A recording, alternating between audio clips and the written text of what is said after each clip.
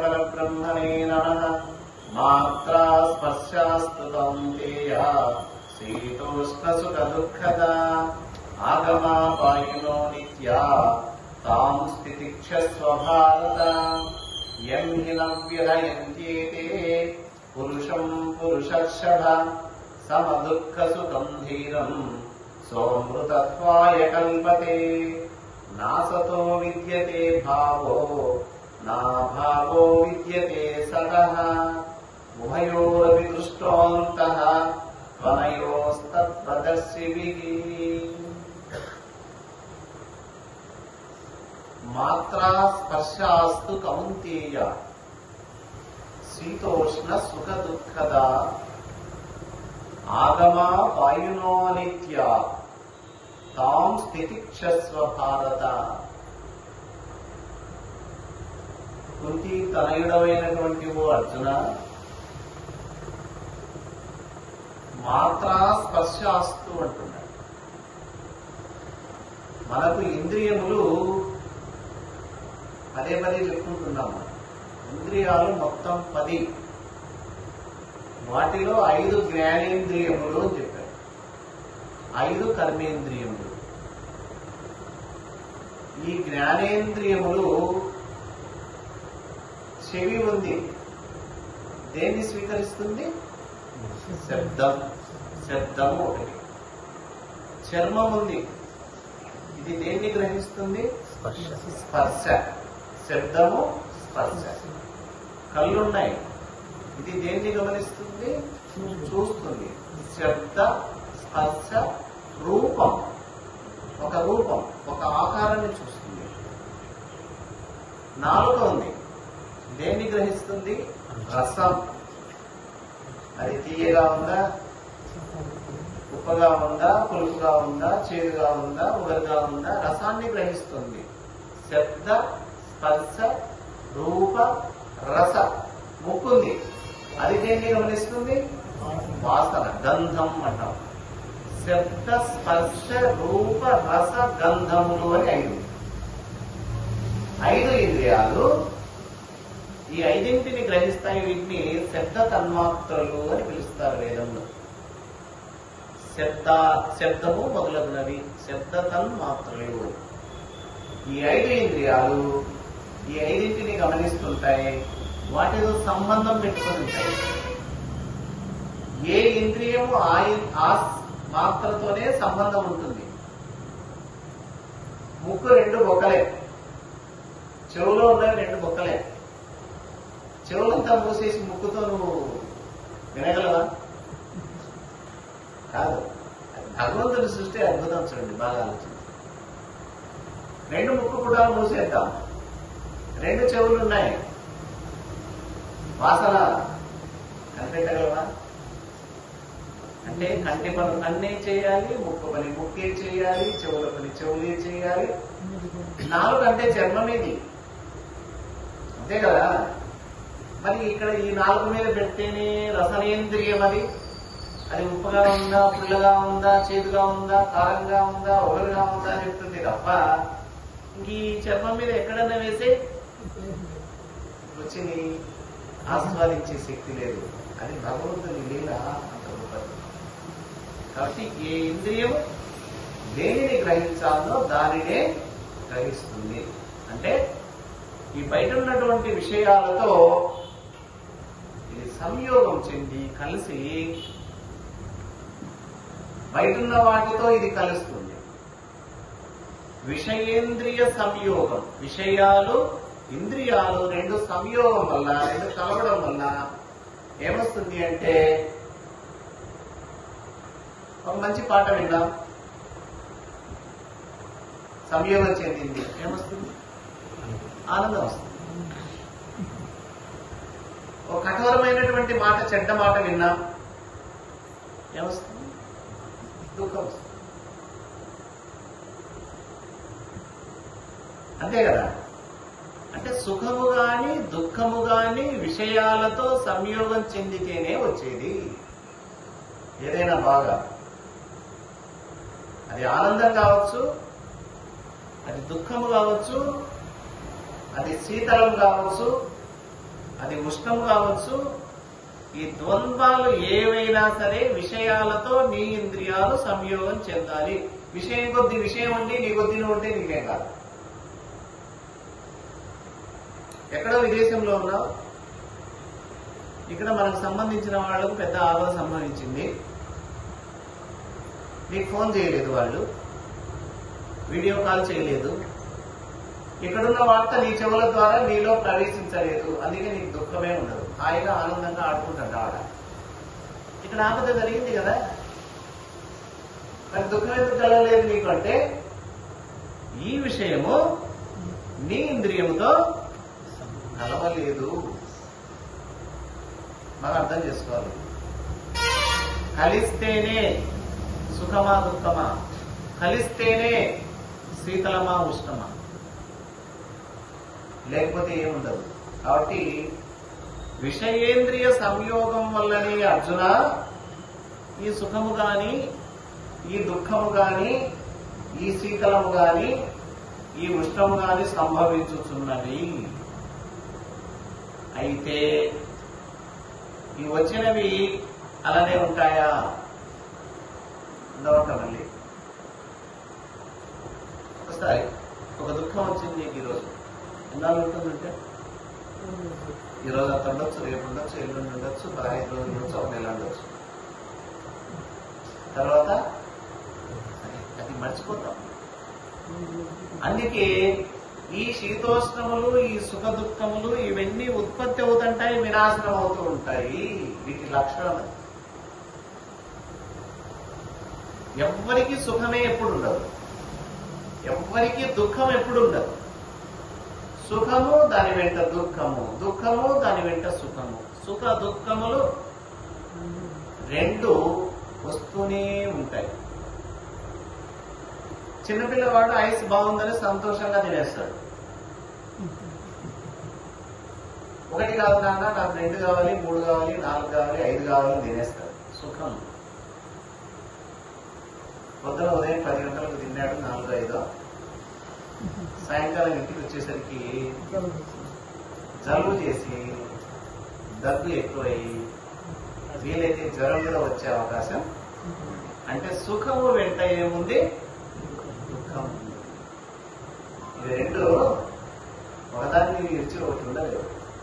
పగలైపోతేనే రాత్రి, రాత్రి అయిపోతేనే పగులు ఎలా ఉంటుందో, ఈ సుఖం అయిపోతేనే దుఃఖము, దుఃఖం అయిపోతేనే సుఖం. ఇది సహజంగా అందరికీ ఉంటాయి. ఎవరికైనా, నాకు ఒక్కరికేనేమో అని అనుకోకండి, అందరికీ ఉన్నాయి.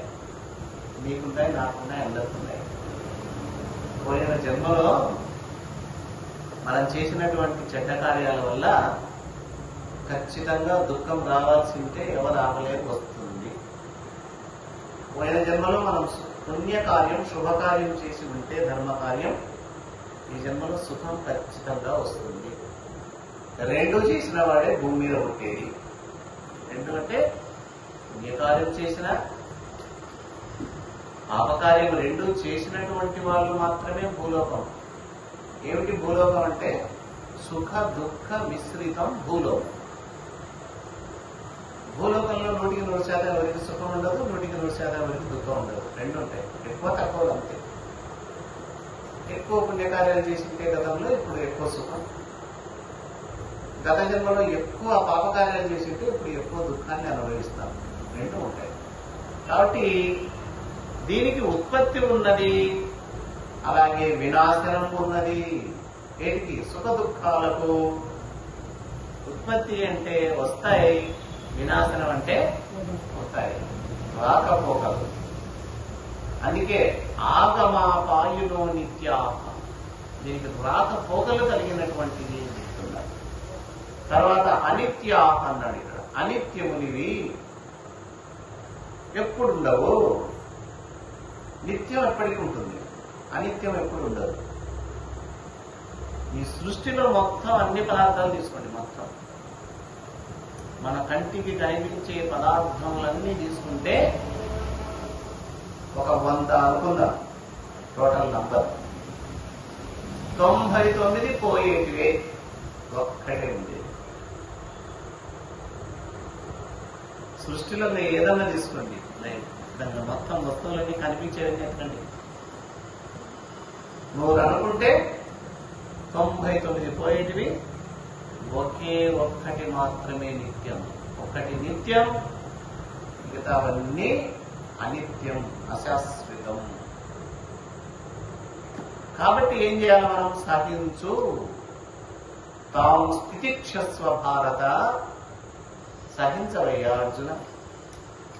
ఒక అర్జునుడే కాదు, మనం కూడా సహించాలి. వేటిని సహించాలి? వీటిని చూసి. ఏంటి ఇవన్నీ? శీతోష్ణములు, సుఖ దుఃఖాలు, మాన అవమానములు, కష్ట నష్టములు, లాభ నష్టములు, జయాపజయములు, ఇవన్నీ కూడా వస్తూ ఉంటాయి, పోతుంటాయి.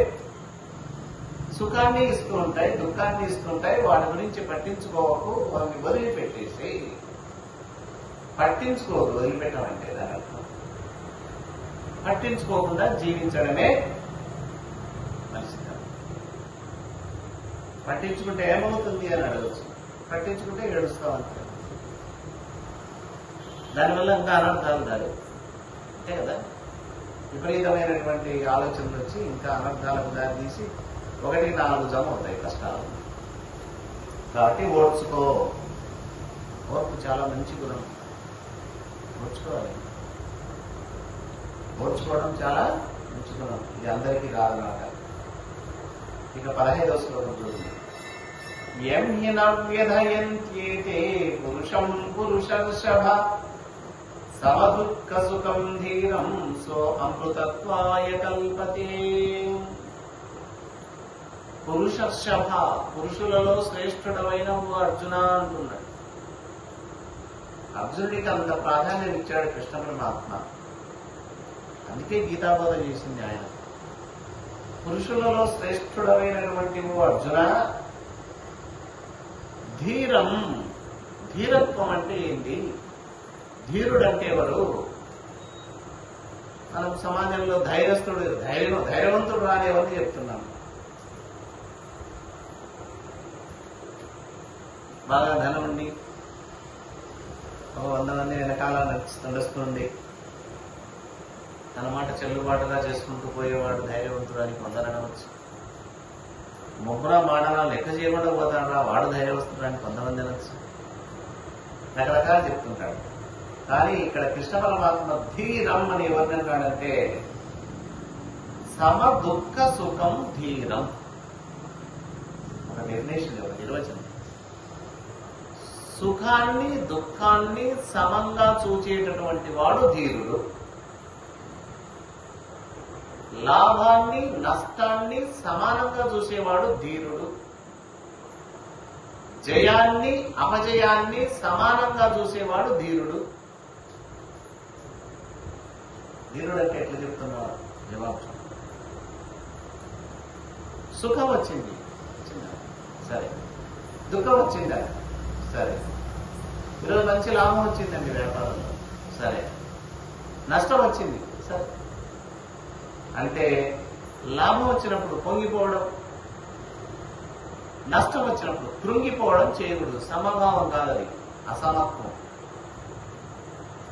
ఎవరు సమానంగా భావిస్తారో వాళ్ళే యోగులు. లాభాన్ని నష్టాన్ని జయాన్ని అపజయాన్ని సుఖాన్ని దుఃఖాన్ని సమానంగా ఎవరు భావిస్తూ జీవిస్తారో వాళ్ళు ధీరులంట. ఈ ధీరత్వం అందరికీ రావాలా అంట. పెద్ద పెద్ద మహాత్ములకు ఒక్కొక్కసారి తినడానికి ఆహారం కూడా దొరకలే. ఒకసారి విందు భోజనం దొరికింది. విందు భోజనం దొరికినప్పుడు ఉబ్బి తబ్బిబ్బు కాలే వాళ్ళు. ఆహారమే లేకుండా కేవలం నీళ్లు మాత్రమే దొరికిన రోజు కుంగిపోలే. ఎందుకంటే వాళ్ళకి తెలుసు. ఏం తెలుసు? ఈరోజు ఇలా, రేపలా, ఎల్లుండిలా, ఈ మామూలే వస్తుంటాయి పోతుంటాయి. ఈ ఉత్పత్తి వినాశనం ఉన్నటువంటివి ఇది నిలబడేది కాదు కదా. సుఖము నిలబడదు, దుఃఖము నిలబడదు, లాభము నిలబడదు, నష్టము నిలబడదు, జయము నిలబడదు, అపజయం నిలబడదు. అది ధైర్యవంతుని లక్షణం అంటే అది అంట. ఓ అర్జున, ఈ సుఖ దుఃఖాలను సమానంగా చూడు అని ఒక బోధ చేశాడు. మనం కూడా అది తట్టుకోవాలి, నేర్చుకోవాలి. వాడికి రా గుండె ధైర్యం అంటే మళ్ళీ తట్టుకున్నాడు. ఏదైనా పెద్ద కష్టం వచ్చిందనుకో భరించాలి. ఎందుకు భరించాలి? మళ్ళీ పోతుంది కదా. ఏదైనా అంతే. ఒక దేహానికి రోగం వచ్చిందనుకో పోయేదే కదా ఎట్లయినా అని ధైర్యంగా ఉండాలి, అది ఓర్పుగా ఉండాలి. ఇది ధైర్యం అంటే. దాంతోనే అట్టుడిగిపోయి ఏడ్చుకుంటూ ఇంకా కృషించిపోకూడదు మనిషి.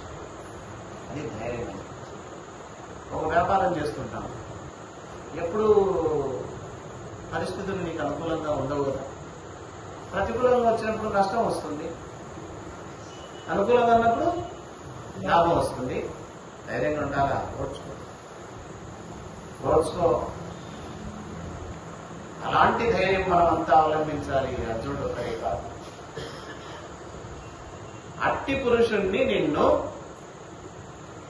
ఏది చెలింపజేయలేదు, నిన్ను ఏది కదల్చలేదు. అలాంటి వాళ్ళకి ఇంద్రియ నిగ్రహం ఉంటుంది. అందుకే కృష్ణ పరమాత్మ ధీరులు కండి అన్నాడు. ధీరులు కండి అంటే ఆయన చెప్పినటువంటి మూడు అర్హతలు ఏమిటి? ఆ మూడు: శబ్దాది విషయాలను పట్టించుకోకుండా ఉండాలి. అవి వస్తుంటాయి, పోతుంటాయి. సుఖములో గాని దుఃఖములో గాని సమానమైన భావన కలిగి ఉండండి. ఇది రెండవది. ఈ ఇంద్రియాలు నీకు బానిసలు. నువ్వు చెప్పినట్లు ఇనేవి ఇంద్రియాలు కాబట్టి ఇంద్రియాలను నీ నిగ్రహంలో ఉంచుకో. ఈ 3 లక్షణాలు ఎవరైతే నేర్చుకున్నారో వాళ్లకు మోక్షానికి అర్హత ఉంటుంది. ఏమొస్తుంది అంటున్నాడు, లాస్ట్ లో చెప్తాడు, అమృతత్వాయ కల్పతి. అమృతత్వం లభిస్తుంది, అమృత పదవి లభిస్తుంది, మోక్షం లభిస్తుంది. ఎవరికి? ధీరులకు. ధీరులు అంటే ఎవరు? ఈ 3 ఉన్నటువంటి వారు. అందుకే మోక్షానికి అర్హత ఏమిటి అంటే కృష్ణ పరమాత్మ ఆయన ఈ శబ్దాది విషయాలను జయించడం, ఇంద్రియాలను జయించడం, ఈ వచ్చిపోయేటటువంటి సుఖ దుఃఖాలను సమంగా చూడడం, సమాన భావంతో ఓడ్చుకొని ఉండడం. ఈ 3 గుణాలు ఎవరైతే సంపాదిస్తారో వారికి అమృతత్వం,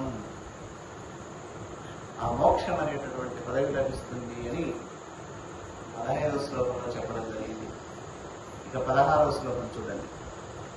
నాసతో విద్యతే భావో నాభావో విద్యతే సతః ఉభయోరపి దృష్టోంతఃత్వరయోస్తత్వదర్శిభిః.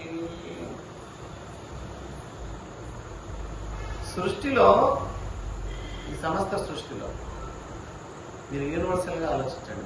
రెండే వస్తువులు. రెండంటే అనుమానం వస్తుంది. లక్షల కోట్ల కోట్ల కోట్ల పదార్థాలు, కోట్ల వస్తువులు, కోట్ల దృశ్యాలు ఉంటే ఎందుకు రెండే చెప్తున్నాడు పరమాత్మ కృష్ణుడు అంటే? కృష్ణుడు చెప్పింది రెండే, వేదం చెప్పింది రెండే, ఉపనిషత్తు చెప్పింది రెండే. అంటే 2 కేటగిరీలుగా విభజించాడు. ఒకటి అసత్తు, 2 సత్తు. ఒకటి అసత్తు, 2 సత్తు. దీన్నే ఆత్మ, అనాత్మ. ఏదైనా ఒకటి అసత్తు, అనాత్మ, సత్తు, ఆత్మ. 2 పదార్థాలుగా విభజించారు చూడండి. అంటే 99 ఒక పదార్థం, ఆ ఒక్కటి ఒక పదార్థం. అన్ని ఒకటే అర్థం వస్తాయి. ఆ ఒక్కటి ఆత్మ, అది సత్. ఈ తేడా ప్రతి ఒక్కరు గమనించాల్సిన అవసరం ఉంది.